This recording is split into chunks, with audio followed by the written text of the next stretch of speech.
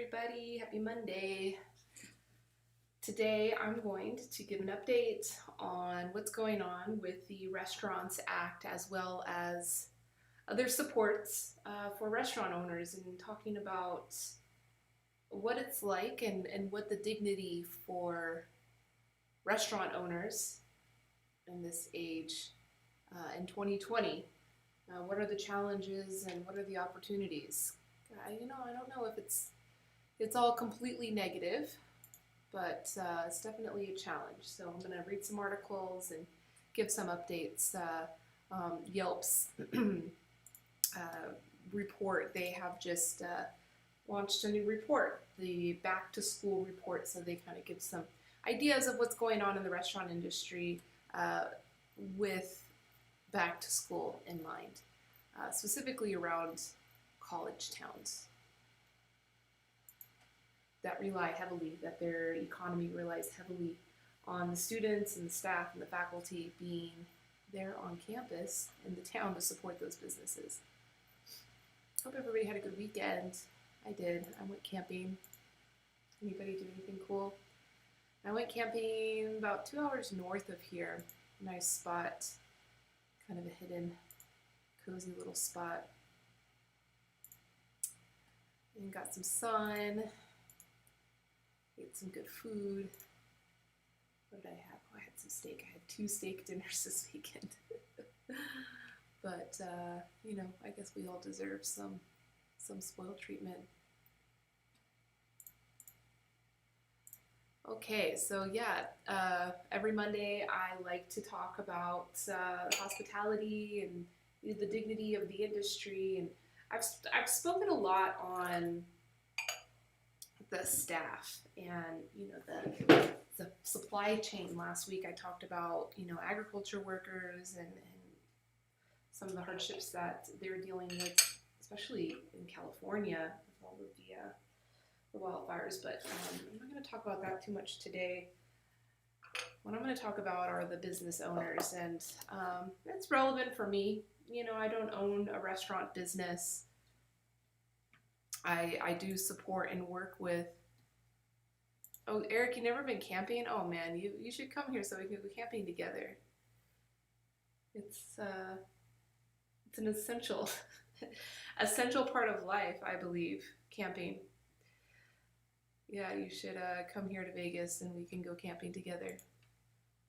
I'll take you out. Make sure you feel nice and comfortable. We'll eat some good food and drink tea. It'll be good. So this morning I saw an article, and she's agreed to come onto this live stream at some point, onto this podcast at some point. So I hope I'll get to see her soon. But her name is Elizabeth Lau, and she's a bit of a leader, at least here in Las Vegas, and even beyond Las Vegas. She's been a really strong advocate for the restaurant industry, for restaurant owners during this time, and she's been doing a lot of PR and exposure of what we can encourage our lawmakers to do to support the restaurant industry. And she had posted kind of an op-ed today in a publication called Nation's Restaurant News, and so that's how I got. She's shared it to a local hospitality Facebook group. And so I read it. I'm not going to read this article. I'm going to read other articles, though. But she was saying that the current stimulus package bill that, is being stalled because of a lack of agreement has really affected the restaurant industry, because that bill was going to be like a general stimulus bill for everybody. She called it a Republican-backed skinny stimulus bill. It would have offered modest extension of federal unemployment insurance through December and allowed businesses to apply for a second paycheck protection loan. That failed last week, so they weren't able to come to an agreement last week. You might have seen that in the news. I mean, this is just like the general stimulus bill that we've been talking about. You're good where you are. Oh, Eric, you would love camping. You would love it.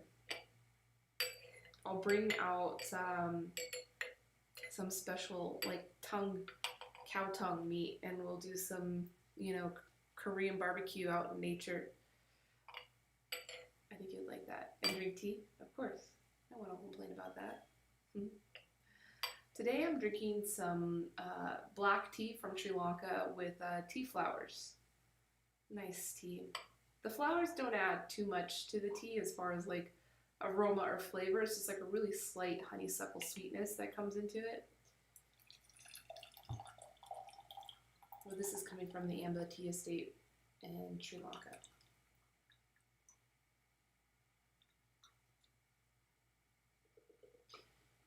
Drink some tea.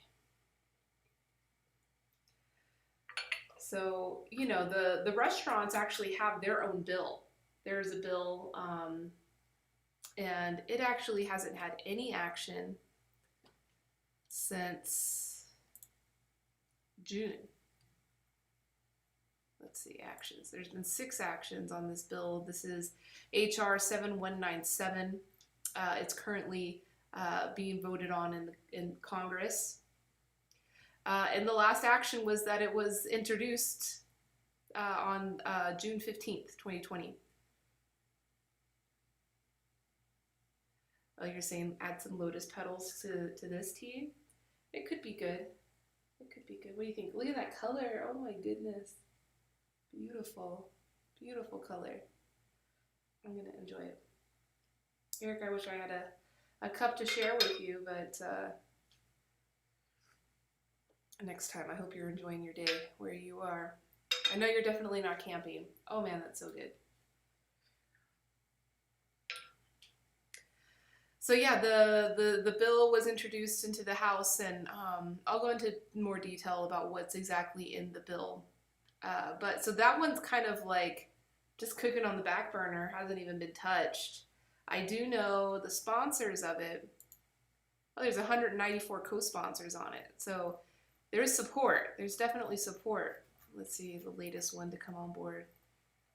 Oh, so I mean, even as of on Friday, new people, including Republicans and Democrats. So this is a bipartisan bill, which is great. That everybody can agree on something. But so far, there are. Let me show you this so you can see for yourself what I'm talking about. Here is a list of all the sponsors, and you can see their name, their party, their state. There are 194 sponsors. Yeah, so tea rooms that serve food, even tea rooms that just serve tea would fit into this like hospitality. It's like a service.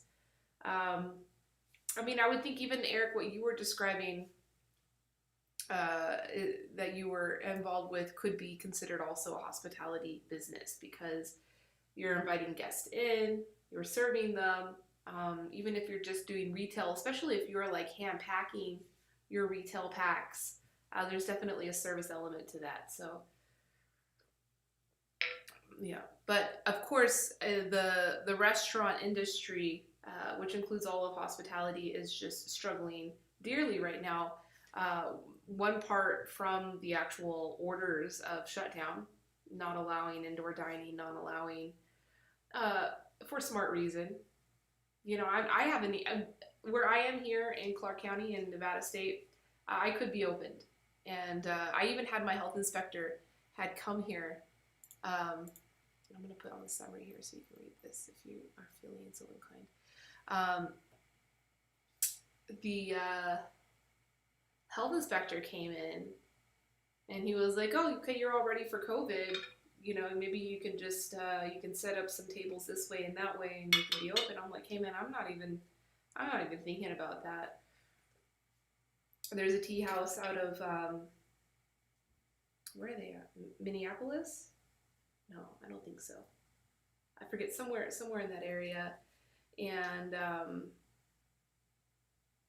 they had posted to their social media that regardless of what their local mandates are, they have chosen to remain closed just because there are so many additional headaches. Hi, Neil, nice to see you. Thanks for dropping in and saying hello. It must be very early in the morning there. You're in the middle of the night.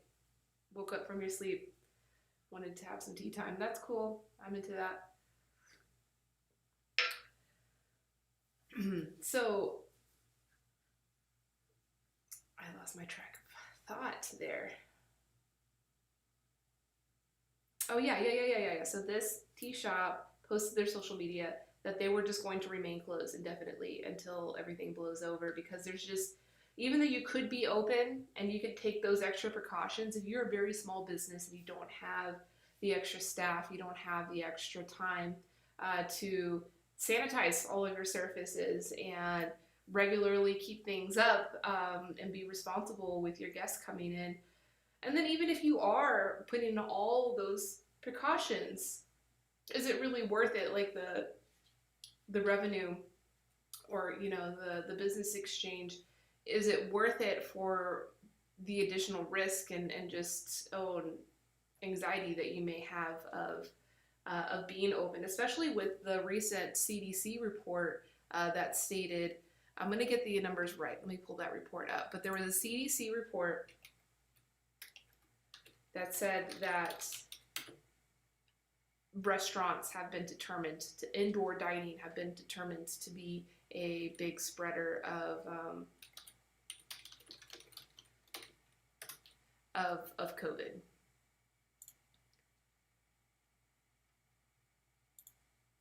So this was published on September 6th. Put it here, we can see.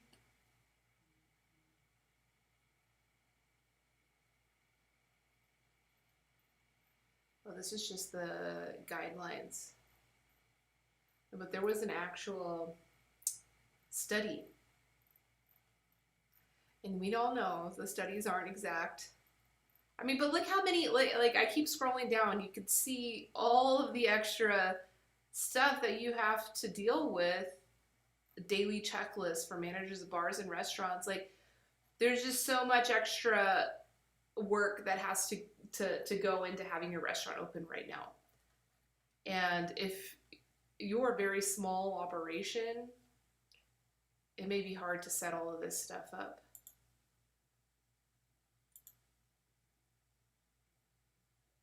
Okay, here we go. NPR. Adults with COVID-19 twice as likely to have eaten at restaurants, CDC study finds. So this is what I'm talking about.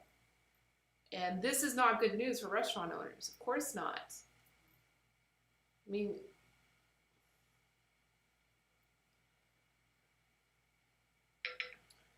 adults have tested positive for the coronavirus were about twice as likely to have dined at a restaurant within a 2-week period prior to becoming sick. The study looked at 314 adults who had showed symptoms of COVID-19 and had sought testing at one of 11 facilities across 10 states in July. Of the participants, 154 tested positive, while 160 tested negative and served as a control group. Participants were asked questions such as how often they had worn face coverings in public and where they had gone 2 weeks prior to having shown symptoms. 71% of people who tested positive said that they had always worn face coverings in public, compared to 74% of the control group. So, kind of similarities there.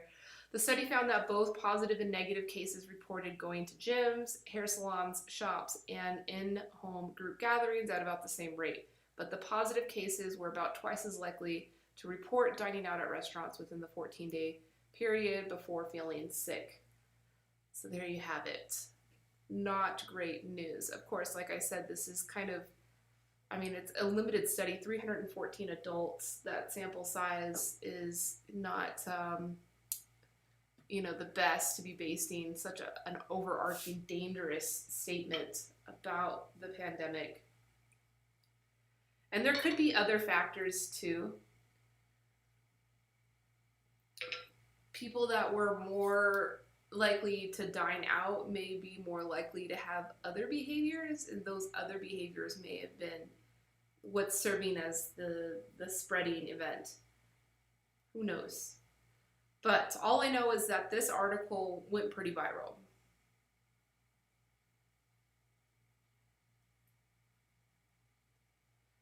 Yes, the CDC says direction, ventilation, and intensity of airflow might affect virus transmission even if social distancing measures and mask use are implemented according to current guidance. So yeah, not good news for the restaurant industry. You'd want a sample size of at least 1,000. Well, maybe we'll see that in time, as more and more people are testing and we're getting more data. Maybe. So, not good news. And to be honest, I mean, I kind of thought that from the beginning as well. I've really limited my dining out. As much as I would love to be supporting my friends owning restaurants, it's just not that I'm afraid of getting it, right? My whole fear is like being a part of the problem. This is like my own personal responsibility. And I'm, of course, like kind of enjoying the challenge of getting out of my norms of dining out so often, not cooking my own food. Speaking of, tonight I have either tonight or tomorrow night, I'm not too sure which night I'm going to do it, but I'm going to do an epic hamburger, like monster hamburger from scratch. I'll share photos with you if it comes out epic. Even the bread, everything from scratch, stacked. I like making them. If you're going to make a hamburger at home, you might as well make a proper hamburger.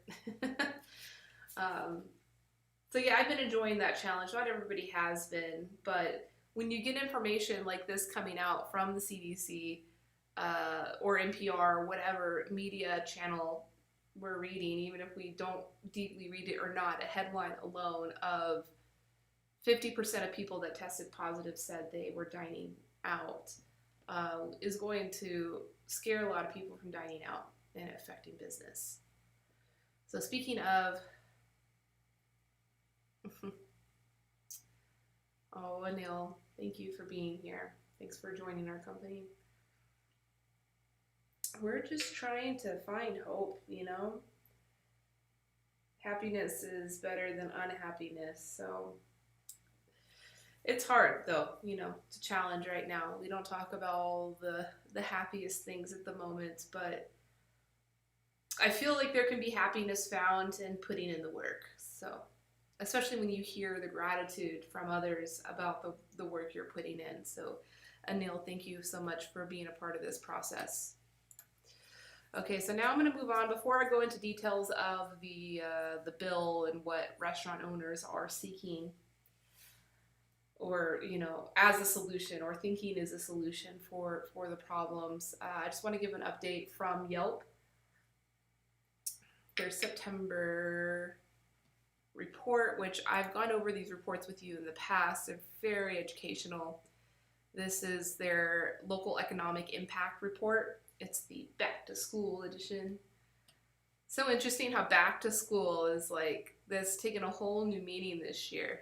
Back to school is the total marketing point. It's like a season, and it's very different this year. But there are effects, like it officially is something. People are going back to school and it's affecting their behaviors. So it says, for the parents of school-aged children, the coronavirus pandemic has made it this year's back-to-school season anything but routine. Across the country, college students return to colleges that may roll back to virtual learning at any moment, due to finding outbreaks of the virus on college campuses that they can't control.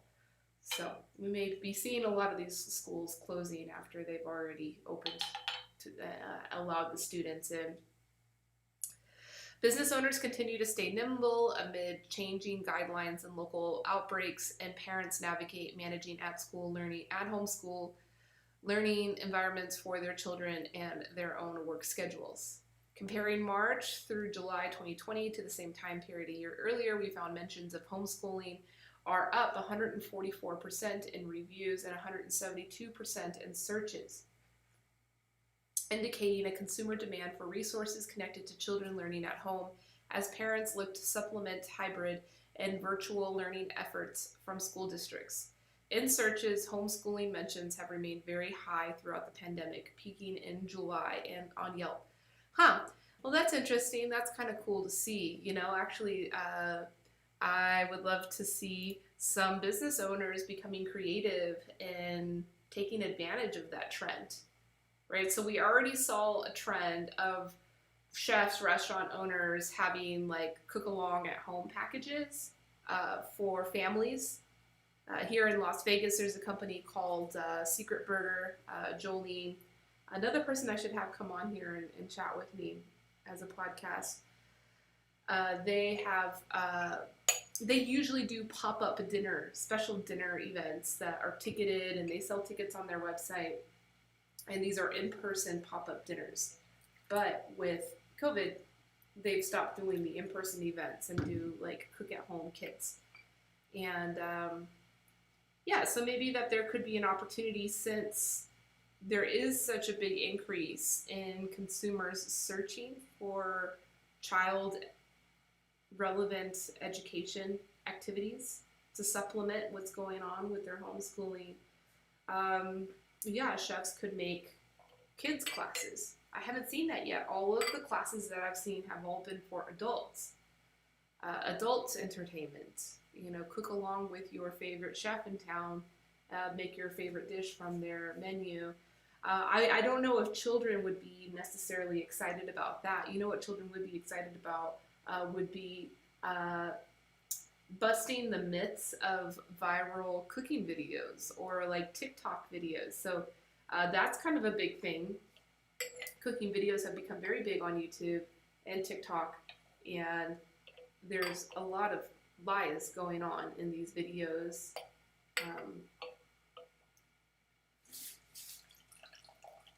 And it'd be fun to put packages together to help kids learn about cooking, learn about food, and doing it in a way that connects with something that's relevant to them. Because telling them, oh, this is how cheese is made. Some kids like me would be excited about that, but I don't know if all kids would immediately be excited about that. But if you say, oh, here, we're gonna test this recipe that's popular on TikTok, and may come to find out that it was fake. That it's just Hi, Tea Coffee Lab. Thanks for joining in. You are welcome to take any idea you hear from me here. Everything that I share here is for everybody, so it's a lot of work. Not to say that my idea as genius is going to immediately rake in all the money for you. You're definitely going to have to put in some great effort to do that, but I just mention it because according to this Yelp data, it's an opportunity. People are looking for, they're going to Yelp and searching for things to entertain their kids in their education. Opportunity. Homeschooling is top of mind, mentions of homeschooling. So here's the trend, the actual trend. So there's more mentions. Oh, that's interesting. Okay, so the trends came up. First, they came up in at the end of, oh wow, the trend was even higher back then. Yeah, we should have been making these packages for the kids the entire time. We've been trying to entertain the adults. Maybe I'll make a kid-friendly, a kid-only exclusive stream one week. It'll be like fun tea education. And I could do it with puppets, my animation. I'll try it. Might as well. All right, so now on to college towns.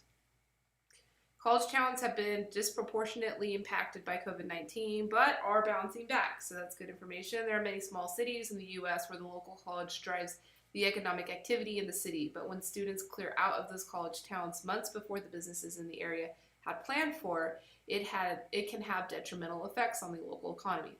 Yelp data shows that as of August 17th, businesses in college towns have a 24% higher permanent closure rate on average compared with the permanent closure rate of its respective states since March 1st. So yeah, we've talked about this. That seems not to be a surprise.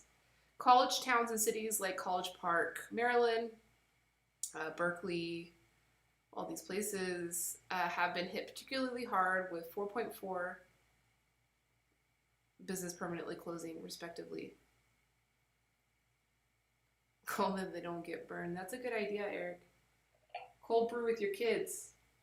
There's so many tea activities that we could do even outside of drinking the tea, like brewing and consuming the tea. You could do like tea tie-dye, or yeah, I could do all kinds of fun tea activities, and even do like history class, like fun, relatable history classes with the kids, all using tea as the subject or the platform. So yeah, any tea shop owners, if you guys have like a big demographic of parents or children engaging with your brand, that, you know, even though we're not trying to sell tea to the kids, there's definitely an opportunity to sell content, to sell experiences to the kids, and by, you know, offering a value to the children, you're going to build a lot of brand loyalty with the parents. So it's a good idea. Aloy, you want to come on in? Let me know if you want to. I'll let you come in. We can chat. Okay, so Eric is asking if I know if any state government has done some sort of stimulus bill, or is everything on a federal level? So yeah, there are multiple things going on. There's of course the federal level stuff, which was that, you know, $1,200 check that we had all got. And there were the payroll protection. Mind going crazy today. But there are state programs. So like here in Nevada, something that I am working on getting TLET applied for is this very niche.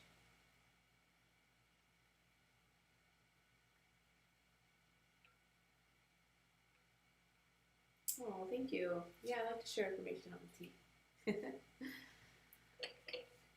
They've created this very niche assistance program with commercial real estate, so your commercial rent. So you're only able to get money, and they're paying it directly to the landlord.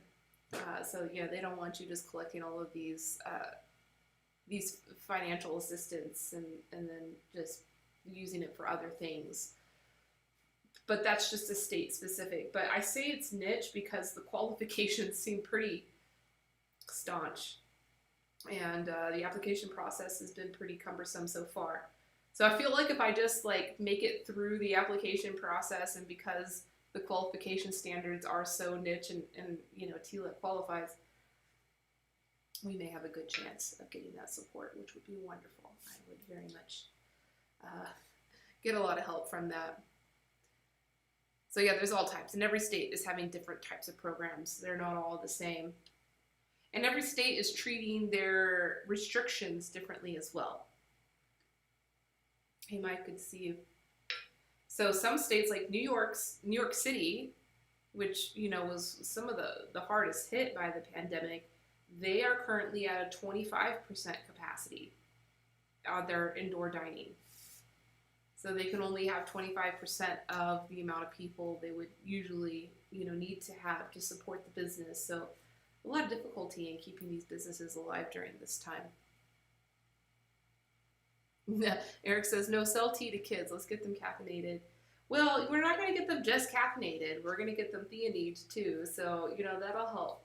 You know, and we've talked about this before, and how education does need some reform of bringing more focus to the mindfulness of being in the present, and to intuition.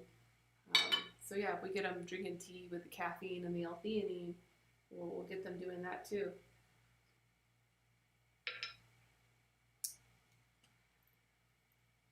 So businesses are closing at a higher rate in most college towns. So this graph, let's look at it, is showing that.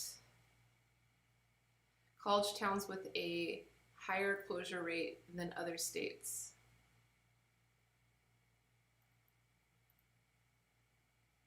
I don't understand this graph, but I mean, I guess the bigger the red circle, the worse it is. Berkeley's not doing well. Provo, Utah's not doing well. College Station not doing well. University of Hawaii doing okay. That's interesting.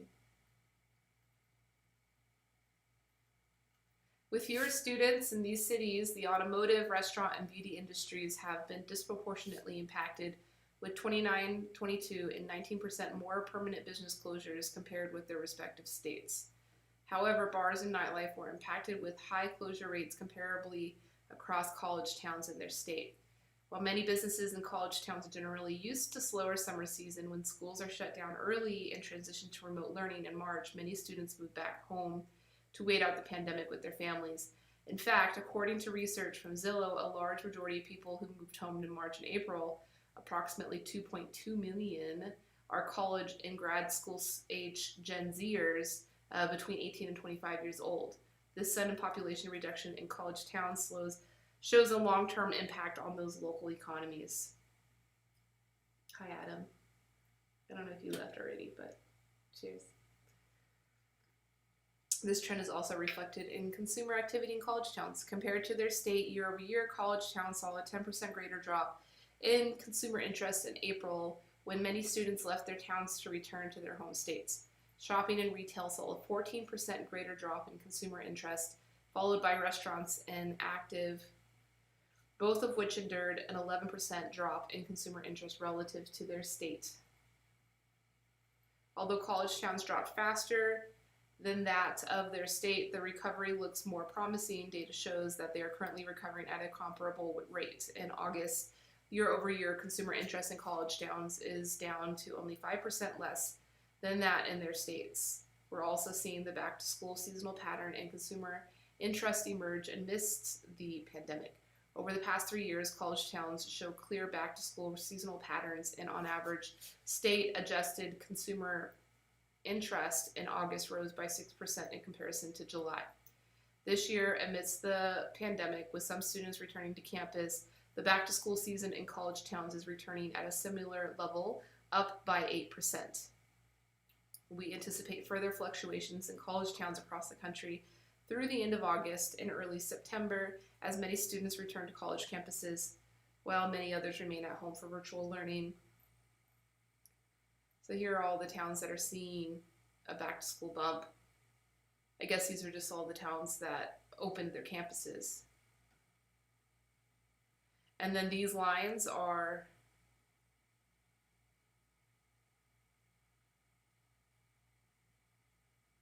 this was the average from last year and then this year. Interesting. Oh, here are the towns that are doing worse. That they're not getting better since, so these must be the towns that didn't reopen their schools. Toledo, Corvallis, Provo. Corvallis is probably suffering a lot with the fires as well.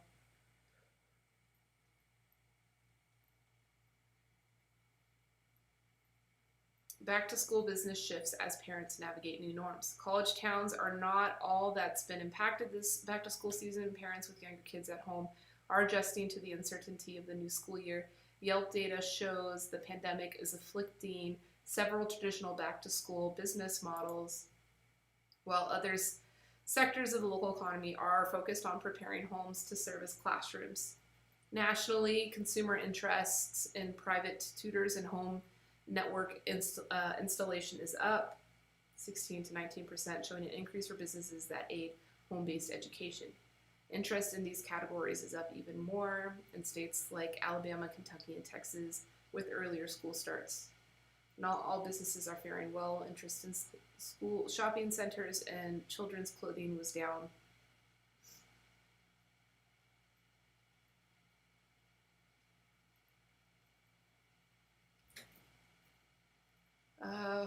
A shakeup. So bookstores is down, child daycare, child's clothing.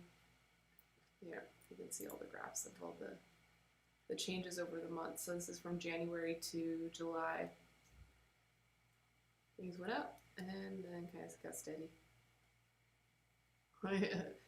Home network installation, everybody made sure they got their internet, that's for sure. Nanny services, so I guess people figured out their situation after a while.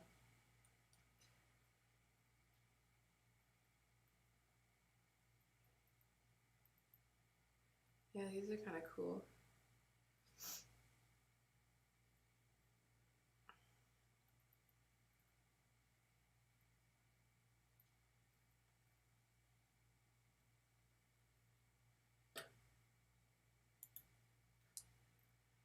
Yeah, okay, I'm done with this article. That's cool. We got what we needed from it.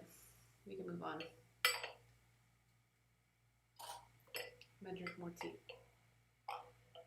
More flowery tea.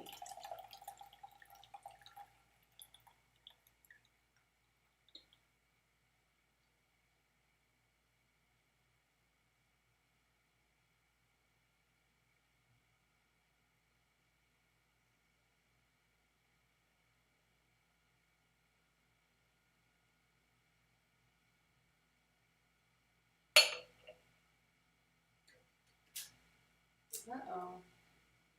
I lost my camera. Sorry, guys.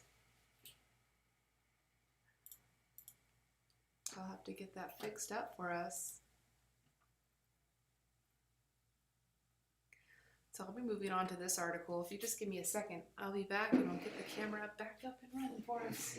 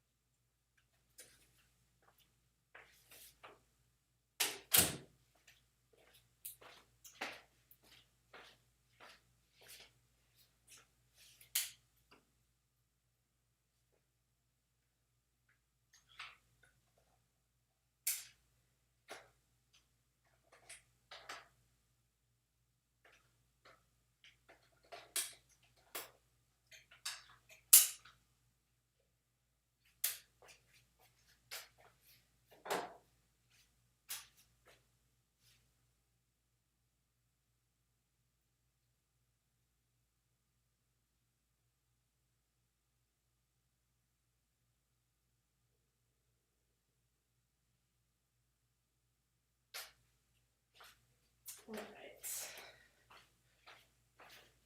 Oh, excuse that. How rude. I should be good now. Let's see. Am I back? Yep, I'm back. Let's see. So can the Restaurants Act save the industry? So now I'm going to get into the specifics of the actual Restaurant Act that is up for review by the Congress. So as I was showing you, this HR 7197, this bill temporarily establishes and provides funding for the Restaurant Revitalization Fund, from which the Department of the Treasury shall make grants to eligible food and beverage purveyors to cover specific costs. The amount of such a grant shall be reduced by the amount of 1, any emergency grant received for an economic injury disaster loan, or 2, any paycheck protection loan among forgiven under the Paycheck Protection Program established to support small businesses in response to COVID-19, i.e. coronavirus disease 2019. For the grant program's initial period, Treasury must 1, prioritize awarding grants to marginalized and underrepresented communities, and 2, only award grants to eligible food and beverage purveyors with annual revenues of less than $1.5 million. So they're definitely trying to target the small business in this. So the restaurant industry desperately needs help. Its millions of employees are looking at the Restaurants Act to help them get through the coronavirus pandemic's economic devastation. Locally owned restaurants across America have joined forces with the Independent Restaurant Coalition to lobby for Congress's support of this legislation. The Restaurants Act. The name of the bill is an acronym for Real Economic Support that acknowledges unique restaurant assistance needed to survive. That's an acronym for restaurants. I will never remember that, but that's unique. They even have the word unique in there. That's cool. The coalition wants a bipartisan bill that's being presented in both the House and the Senate. It's going through Congress as House Resolution 7197 and Senate Resolution 4012. Oh, let's check that one out. How many co-sponsors? So it has 38 co-sponsors in the Senate, so we can see all the senators that are here. And I was actually on a call with my district senator, Susie Lee, and she should be on this list. Oh, Elizabeth Warren's on this list. Good for her. Oh, I don't see her. Oh, but you know why? Because she's not a senator. She is a, let's see if our senators are here. She's a congresswoman.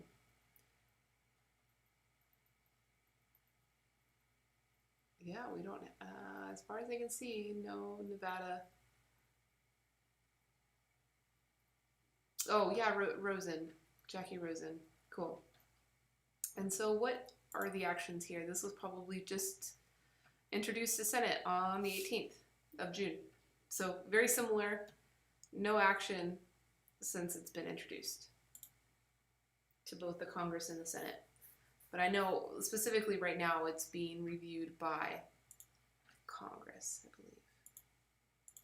I guess both of them.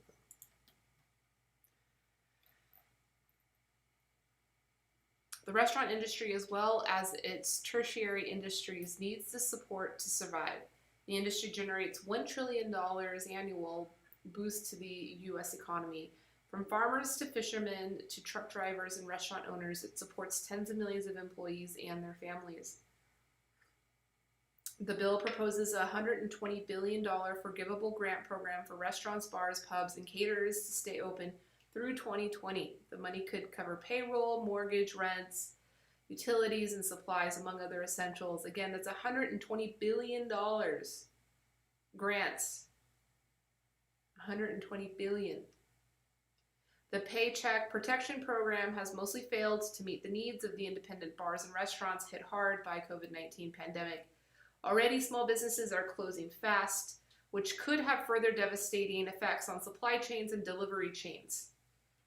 There are conditions, however. It is focused on helping smaller establishments that bring in $1.5 million or less per year.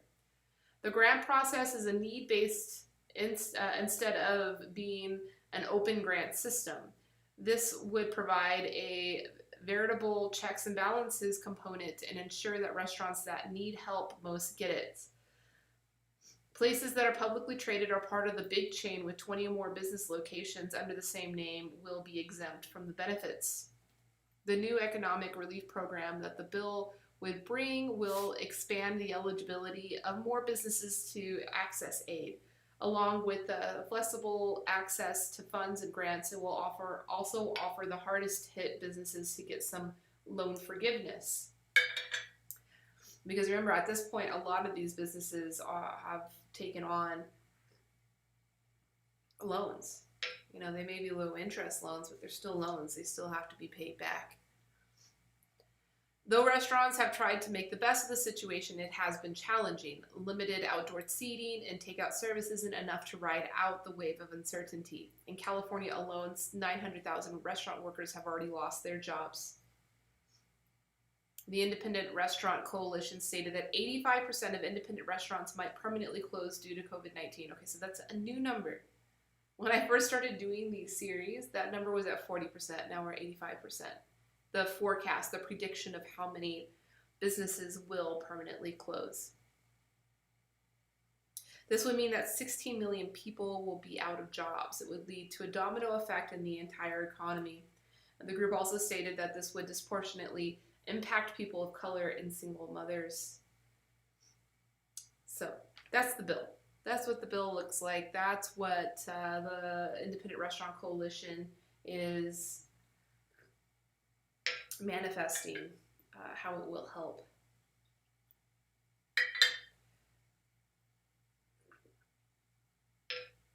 So again, $120 billion. $120 billion. Does the restaurant industry deserve a bailout of that size? It's cool, though, that they are putting those specifications in there that only small businesses should get access to this assistance.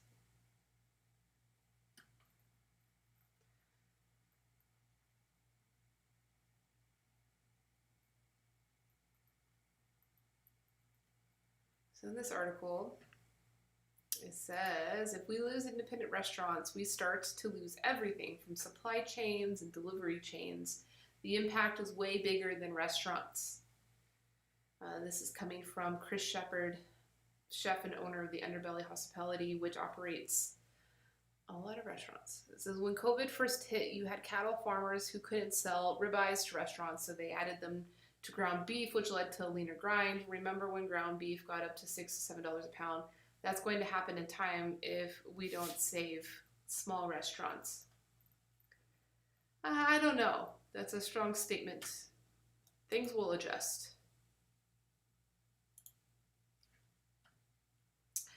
According to survey statistics included in Blue Menor's statement, operators have laid off 91% of their hourly workforces and 70% of salaried workforce employees.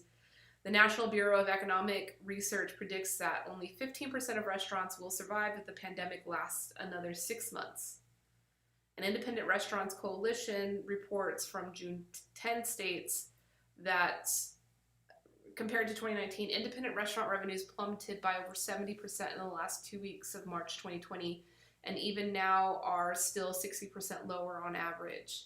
Restaurants operate on thin profit margins, even under ideal circumstances, so the additional debt and revenue deficit brought on by the pandemic isn't sustainable.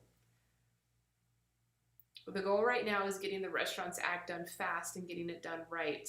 When you talk about $120 billion, it seems like a big amount to ask for, but if you save independent restaurants, they'll make it up in taxes in 2 years. When many bars were ordered to close and restaurants ordered to offer to go only in major cities last March, it was hoped and expected that the PPP and economic injury disaster loans would be the lifelines that would keep these businesses afloat. Unfortunately, the approval process didn't prioritize independent restaurants. Over 70 publicly traded restaurant chains and hoteliers applied for and received millions, which exhausted the PPP funds in only 13 days. The new proposed legislation under Restaurants Act includes, okay, we already went over that. I like, this is a nice photo. Nice photo. She should be serving some tea. That's what she should be doing in that photo.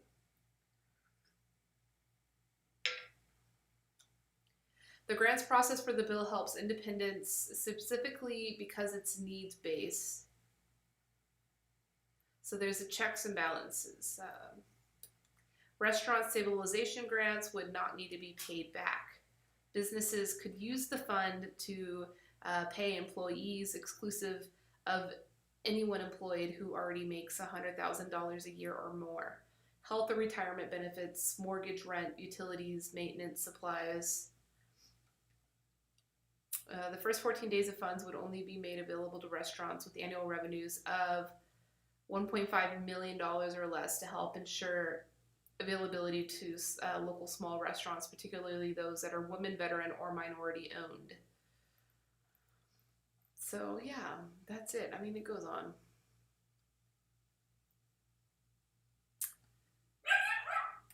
Oh, there's Bitcoin. Let me know. Someone's at the door. I guess they walked.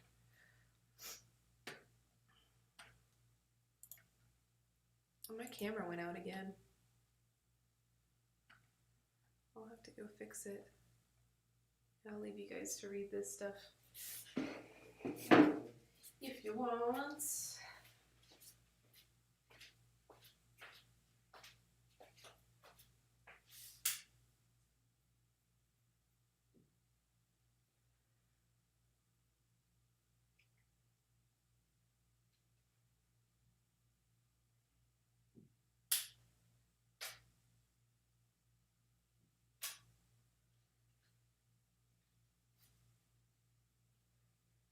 It's saying the camera's getting too hot.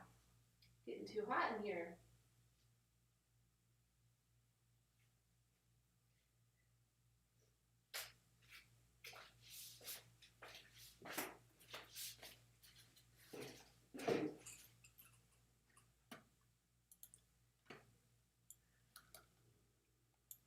So, yeah, I didn't have too much good information to share with you guys today, but at least it's some information. And yeah, I mean, if you are in the restaurant business and you want more information about these programs or any like state specific programs that may help you, feel free to reach out. That's why I do these things. Oh, excuse me. Another reason why I am happy to keep my doors closed right now.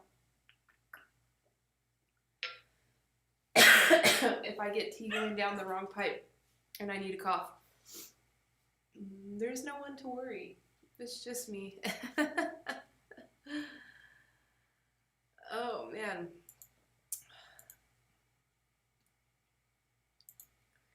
I really went down the wrong pipe. Let's see, got some water here. Shout out Not Made in China for my nice water mug. You can check them out, get one for yourself. They're all over the internet. They're all over social media. Not Made in China, that's what they're called. They're out of Albuquerque, New Mexico. And yeah, they make a lot of really great ceramics. I am not using any of their stuff on my table today, but my matcha bowl here, my trusty matcha service bowl, actually, it's got a spout and handle and everything. This was handmade by them. Thank you. Actually, yeah, these. We make these too. I like to use them as display dishes. When they first launched them, they thought of these being tea bag holders. They said, oh yeah, we're going to do this and people can put their wet tea bag here when they're done with it. I said, oh, well, the tea lovers, they change a bit. They don't really have tea bags anymore. So I use them as coasters or as display dishes. This one too. They both have like the, what's that symbol called? The flower of life. I don't know if that's exactly it. Flower of life, I think, is a bit more, a couple more layers of shapes, geometry on it. Speaking of Not Made in China and business owners, restaurant owners, there is an exciting new coffee shop that's opening here in downtown Las Vegas in the Arts District called the Golden Fog. Very exciting, very stressful.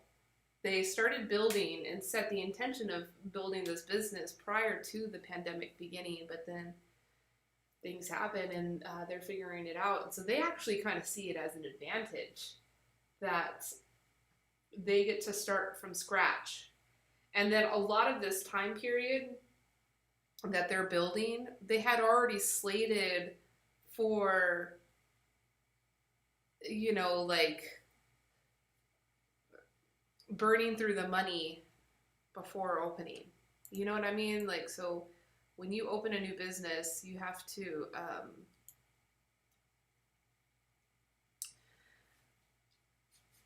build. You have to do your build out. And so there could oftentimes be 2 to 4 months where you have to pay rent, you have to pay your payroll, you have to pay your insurances and your licenses, but you are not operating. So you have no revenue coming in to support all of it.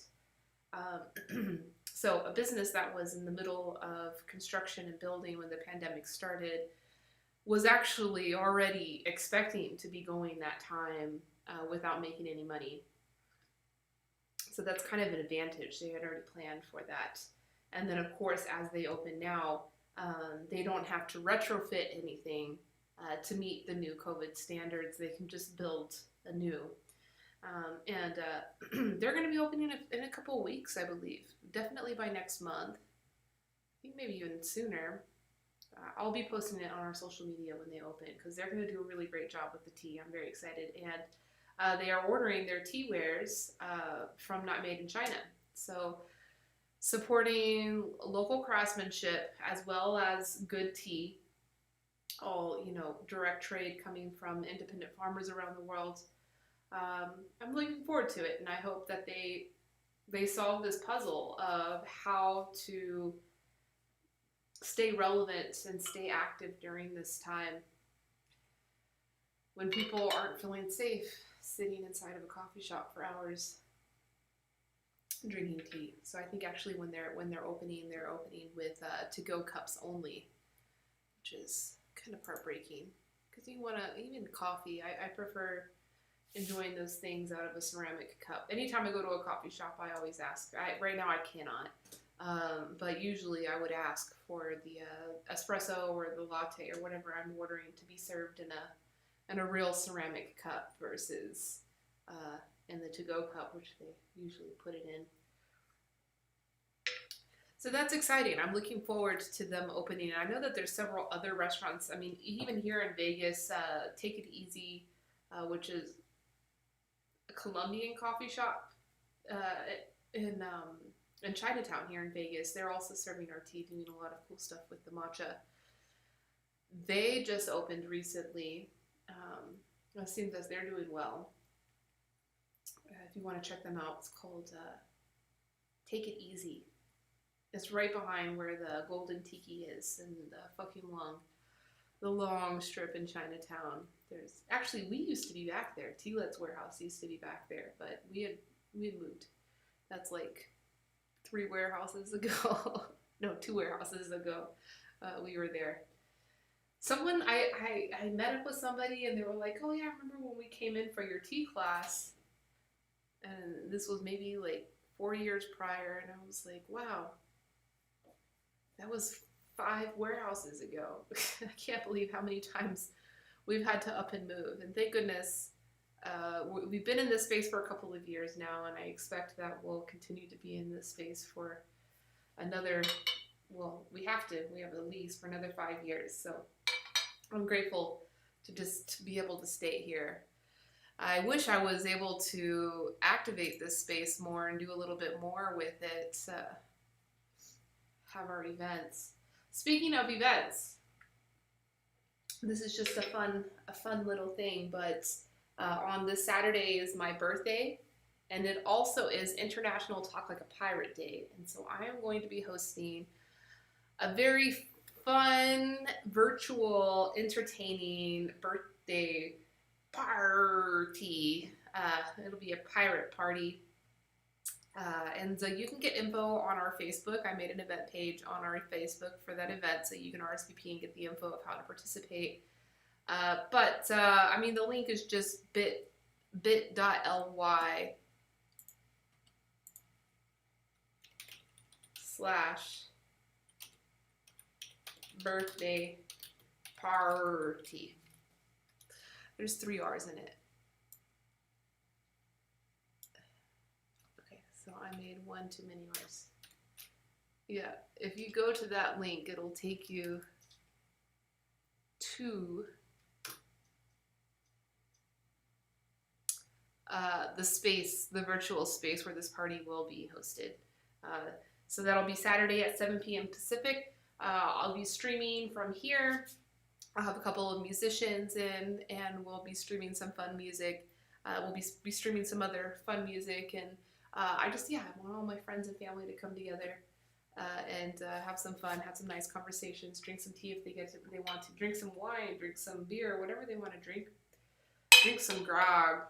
I'm going to be trying to hold as much authenticity to the pirate lifestyle as possible. I don't know what that means, but we'll see what that manifests up to. But it should be a good time. We need a good time. We need to have some fun and some laughs because there's definitely a lot of challenges around us. So look out for that Saturday, 7 p.m. You can get the info, RSVP to the Facebook, and then if you're there, then I'll be able to keep you updated on everything, and you can join our party, and you can access anywhere from the world. So you will, if you want to participate in the what is going on here? My camera keeps...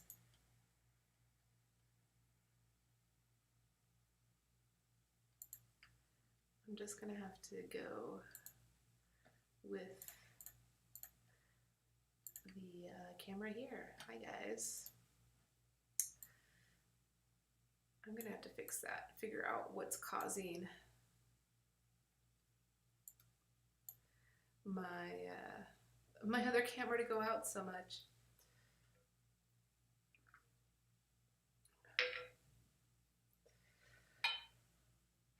I think I'm gonna head out soon though.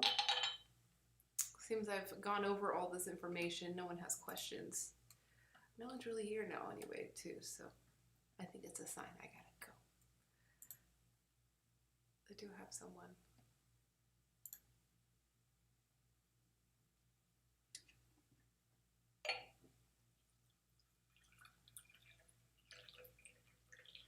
Whoever's here with me on Twitch.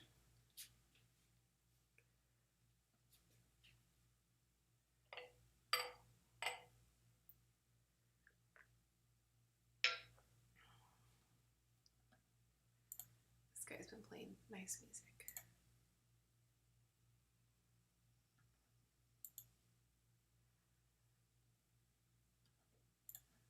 All right, I'll see you guys tomorrow. Maybe I'll stream tomorrow. I'm not too sure. All right, bye-bye.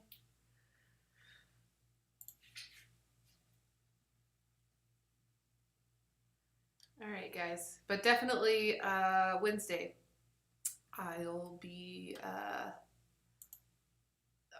with the Constitution Study Group.